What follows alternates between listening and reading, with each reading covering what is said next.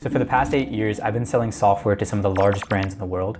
And in today's video, I want to walk you guys through the 5 major lessons that I've learned that I wish I knew on day one. The reason I wanted to make this video is in the world of AI, there's just so much noise for your prospects and customers. I think it's really important as a seller to be able to understand the fundamentals of what gets someone to make a purchasing decision, so you understand what levers you have to really influence them to either buy your product or service. Now, before we dive into today's video, quick intro to me. My name is Sanjay Ravichandran. I'm the founder of Aki Sales. We're a go-to-market engineering firm that really helps sales teams adopt AI to be able to generate more pipeline and close more business.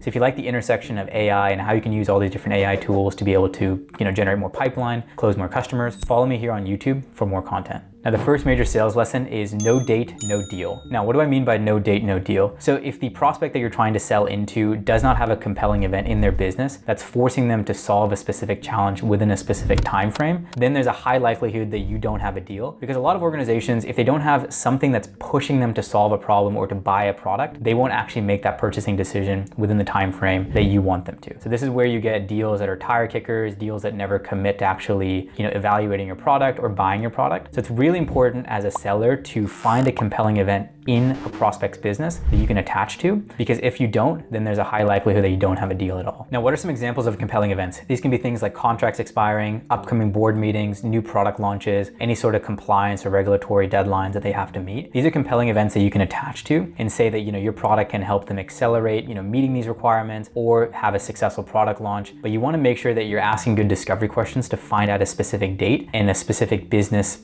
compelling event that's happening. Now, if you're struggling to find a compelling event, the best discovery question to ask is, what's happening in the business today that's causing this to become a priority? That's a great discovery question, and it's open-ended, so it'll make your prospect have to really think through why they're focused on solving this particular challenge. Now, one thing that you want to avoid is artificially creating a compelling event by saying that, hey, you'll get X discount if you buy by a certain date, or you'll get X bonuses if you buy by a certain date. These offers and these discounts and bonuses are great if you already have a compelling reason for your prospect to make a decision, but if you don't have one, don't artificially manufacture one by giving discounts and giving bonuses. The second major lesson is always sell to pains before you sell to benefits. The reason this is so important is organizations will always fund buying products or services if that product can solve the biggest challenge within their company. Now, these challenges can be things like, customers are churning, we're losing revenue, we're losing market share. All of these are pains that are at the CEO or executive level that can really help drive a deal to get done in a time frame that makes sense for you. So if you can attach to the biggest problem that's also very urgent to the customer, this goes back to point one of finding a date, you have a high likelihood of closing that deal and also having a much bigger deal. So when it comes to pain, what I always recommend is quantifying the pain whenever you have the chance to. So using the customer support example, if a company is having an issue answering support tickets fast enough, the first question you should ask them should be, well, what's the impact of not answering customer support tickets fast enough? And they might reply saying that customers are unhappy and some of them have churned. The natural follow-up question would be, how many customers have churned in the last quarter? And if they say, we've lost,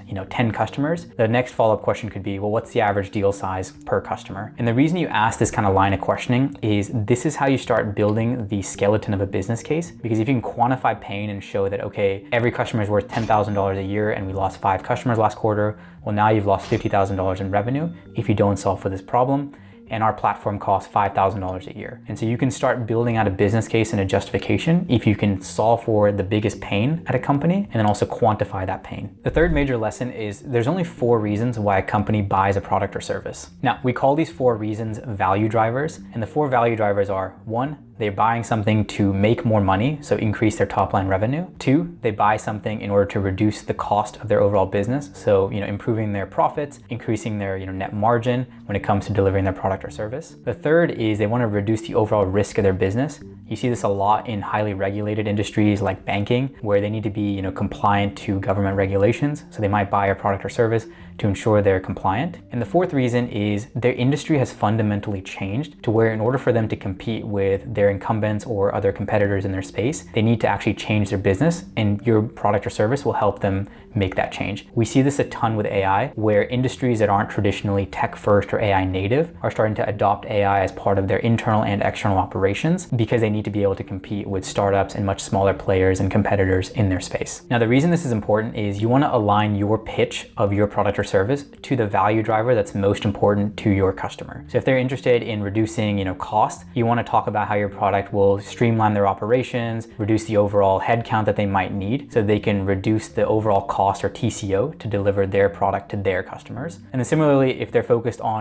generating more top line revenue, you can talk about how your product can, increase new revenue streams, capture more market share, all of that. But the important thing is you never want to miss pitch. You never want to have someone that's focused on reducing risk and talk about how quickly they can launch new products to market, because inherently those two things are completely different. By, moving fast, you're actually introducing more risk. So you want to make sure that your pitch is very aligned to the value driver that your customer cares about the most. The fourth major lesson is before you show price, ensure that you're aligned with the customer on the terms of the contract, the quantity of what they're buying, as well as the value of your product or service. The reason you want to do this is if you show price with everything else, it opens up a lot of different levers for the customer to say things like, well, what if we try less quantity and more years? Or instead of doing a 3-year contract, what if we do a 1-year contract? And this will help you drastically, because what you want to do when you show the price to a customer is they have given you micro yeses to the value of your product, to the length of years that they want to commit to buying your product, and then the quantity of things like support, consulting hours, or the number of credits or licenses that they're buying of your software. You want to make sure that you and the customer fully aligned on those things and they've said yes